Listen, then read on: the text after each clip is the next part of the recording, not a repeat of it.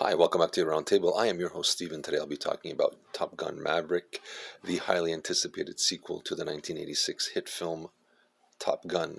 Top Gun solidified Tom Cruise's status as one of the last movie stars on the planet, and this has been 36 years in the making. A lot of people have been asking for this since the release of the original Top Gun. I was not a diehard fan, so I wasn't really looking for it, and it didn't bother me there wasn't a sequel. But after watching the trailers, I got really excited, and I liked it, and I said I'm going to give it a shot. And I said, we'll see I mean, how bad can it be, right? The first one, let's be honest, the story was not amazing, and I didn't expect much from this. But Tom Cruise being a perfectionist, and his work lately on the Mission Impossibles have really impressed me. So I went to see this, and I have to honestly say I was pleasantly surprised on how entertaining this film is. The film stars Tom Cruise, obviously, Val Kilmer, Jennifer Connelly, Miles Teller, Ed Harris. The film is directed by Joseph Kosinski, who did Tron Legacy and Oblivion with Tom Cruise.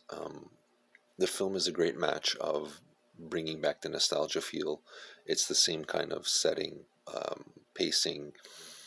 I'm going to say same style of 80s film.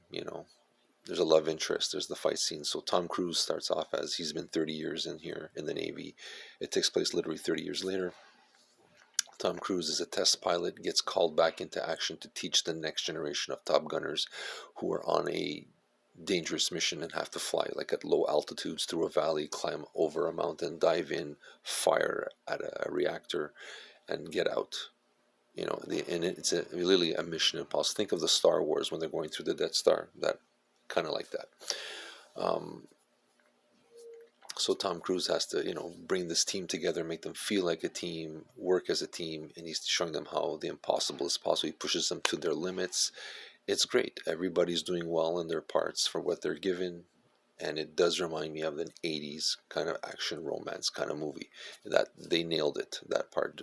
Just the director, Joseph Kosinski, Cruise, and the writers understood what they were doing, and they captured the essence of the original, but it does it is superior in a film in a sense that the fight scenes especially are amazing. The actors are actually in the plane, doing these sequences. So this is really not some CGI spectacle that we're used to with the Marvel and DC movies and Star Wars. And this is real, as you're going to get.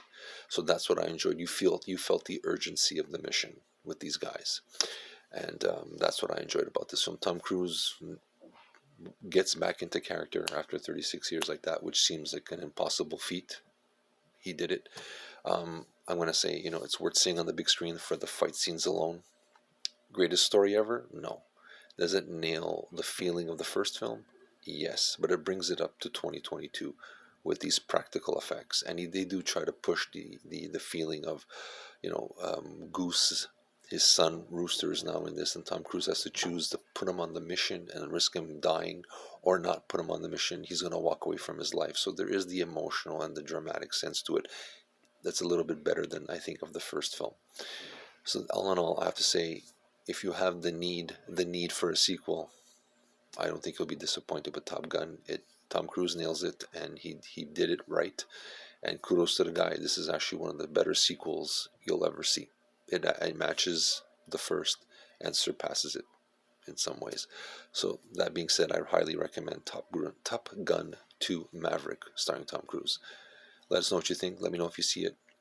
We'd love to hear from you. So this is Steve from the Roundtable, wishing you all the best. And if you have the need for speed, you know where to go. Okay?